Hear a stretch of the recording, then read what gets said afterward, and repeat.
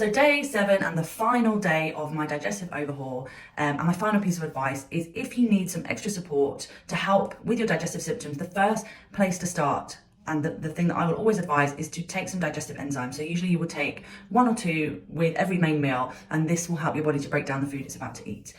You can also look into things like betaine. I would suggest working with a practitioner on this one, but a lot of the time we don't have enough stomach acid, and that can be from taking lots of over-the-counter medications, from stress, from partying, and that will mean that you're not breaking down your food properly. And the tricky thing is that when you don't have enough stomach acid, it can actually cause the same symptoms as having too much stomach acid, so the kind of heartburn symptoms. So often we go to the doctors and we put on antacids, so you are actually further reducing your stomach acid even though you don't have much to start with, and that can lead to a huge amount of digestive discomfort and problems. So working on getting your stomach acid back with things like betaine or with the bitter foods that we talked about in some of the other posts can be super helpful to start to help to digest your food properly. But again, I would suggest working with a practitioner on that, especially if you have a history of stomach ulcers, because you do have to be very careful.